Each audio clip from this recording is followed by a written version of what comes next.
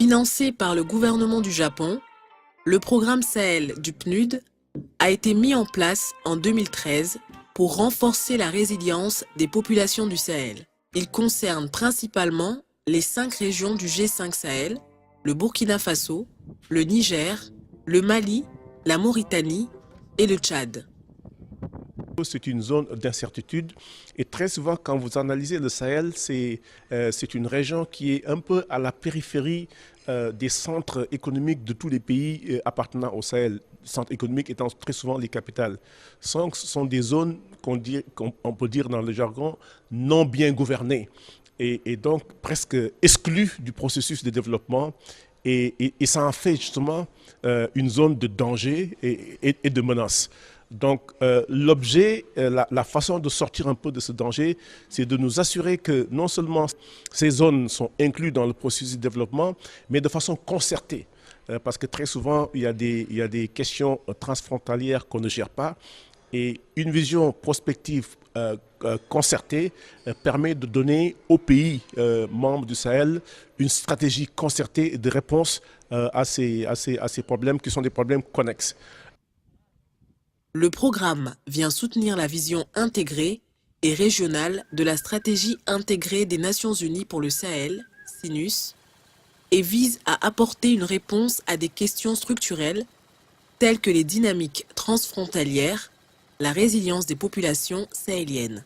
Stratégie qui comprend 3 piliers essentiellement, la gouvernance, la résilience et la sécurité.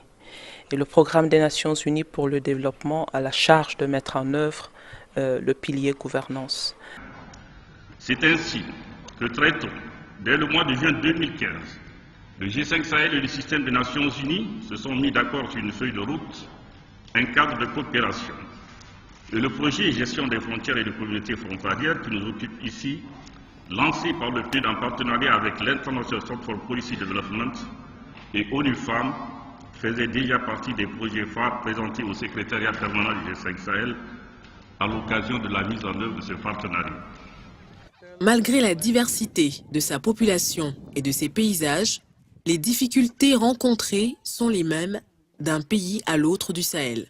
À Kadielabou, en Mauritanie, les populations naguère confrontées à des problèmes d'accès à l'eau ont bénéficié de l'appui du programme pour améliorer leurs conditions d'existence. Le projet TICAD de Mauritanie intervient dans une période cruciale portant sur les questions de sécurité et de développement. Et son grand succès, c'est un projet qui a permis de concilier plusieurs dimensions. La dimension gouvernance en termes de participation des populations, la dimension résilience par rapport au choc climatique et problématique de la population pauvre, et aussi la dimension sécurité. Donc c'est une véritable approche qui a permis aussi d'intervenir à l'échelle locale. ina waɗɗo gueɗe kewɗe wuuro he ina juuɗo rôle mawɗo e nder wuuro he kadi ɓuuri tengtude fof ko PNUD waɗi ɗo ha deeña men ko ndiyam sino wonano ndiyam ɗam tawno wawi wuuro ngo hande heewi yeehi saabi waɗino wuuro ngo fuɗɗima yaltude ngo payi babak payi hayri gollere payi abari saabu caɗ probléme ndiyam cum gaddo e liɗɗi nde min jeeyaɗo e wuuro he nde min coora e koye amen min koɓe jimtinde kadi wadde min nawa kadi PNUD addane men ko législateur nde kadi min jaha e guure min jeeya kadi min keɓa kalis o min nafto machine o kadi min rewɓe kadi min gara min ɓetta woda ɓeɗɗo hande ɓiɗo jonte ɓet. Le partenariat gouvernement du Japon, PNUD, a permis d'améliorer la résilience économique des populations du Sahel aux crises récurrentes. La région du Sahel, c'est une région très importante pour le Japon, notamment la paix et de la stabilité. C'est un axe majeur, une des axes majeurs de TICAD aussi. TICAD en français, la conférence internationale de Tokyo sur le développement africain. Aussi le domaine de l'intervention, de l'eau, l'éducation, de sécurité alimentaire, aussi la gestion de frontières. Les activités menées à travers le programme Sahel ont favorisé un accès inclusif aux ressources durables et aux moyens de subsistance. Des groupes djihadistes qui ont occupé le nord du Mali et qui ont la plupart du temps enrôlé des jeunes en leur sein, simplement parce que ces jeunes-là, ils n'avaient pas d'opportunité d'emploi. Je me nomme Amadou Dambélé. J'ai fait électricité bâtiment. J'ai fait la formation. Après l'école, j'ai fait l'apprentissage. Après, j'ai fait la formation à Soufourlaye. Quand j'ai fait la formation électricité, ça m'a donné beaucoup d'expérience. Le soutien du programme à la formation professionnelle et à l'entrepreneuriat a permis de contrecarrer, dans une certaine mesure, le phénomène djihadiste en offrant à la jeunesse des possibilités d'emploi. Comme vous le savez, sans sécurité, il n'y a pas de développement. Et vous êtes aussi sans ignorer que la bande du Sahel est devenue un nid des gangsters, des terroristes, des narcotrafiquants, des trafiquants d'armes et j'en passe.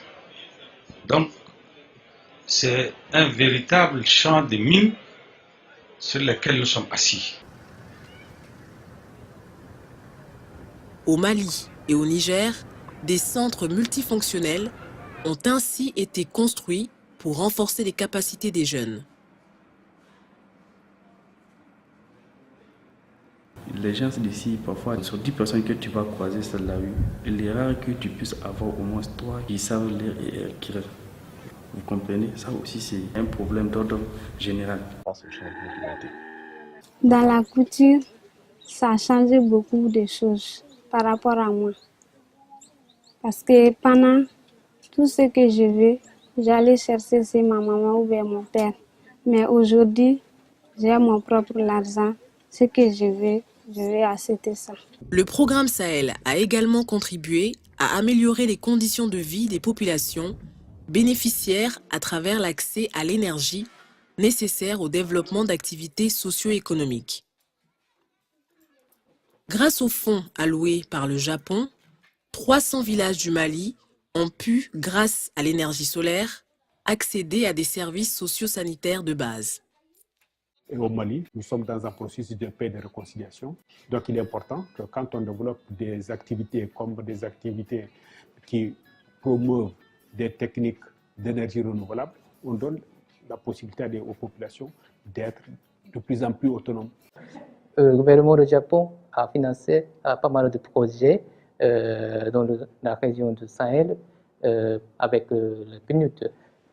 Nous sommes contents que le PNUD a fait pas mal de projets avec succès. Un projet qui est là pour améliorer les conditions de vie de la population rurale, notamment les femmes et les enfants. C'est des équipements qui sont constitués d'éclairage, des unités informatiques, des frigos solaires, des séchoirs solaires pour aider les femmes dans le maraîchage, des cuisinières solaires pour préparer avec le soleil.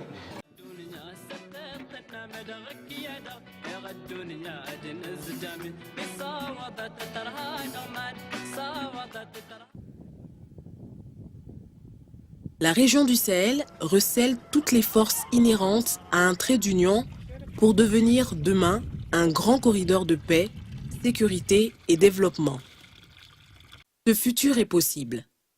Il suffit de le construire en accompagnant les capacités transformationnelles de ces populations.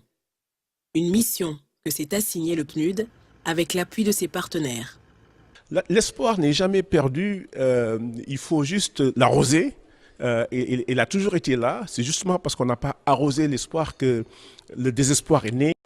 Toute la jeunesse que nous voyons qui justement traverse le Sahel et qui va vers la Méditerranée dans des horizons un peu lointains, c'est qu'on n'a pas donné à cette jeunesse une chance d'abord de définir leur vision du futur et de s'approprier cette vision-là. Lorsque la population aura défini sa propre vision et aura adhéré à sa propre vision, je pense que c'est ça qui va sédentariser les gens, parce que lorsque je définis ma vision, je voudrais l'exécuter. Et je pense que c'est un peu cet espoir qui n'est pas mort, qui est peut-être enfoui. C'est cet espoir qu'il faut nourrir. Et lorsque l'espoir est nourri, la jeunesse reste et pour cueillir les fruits de l'espoir.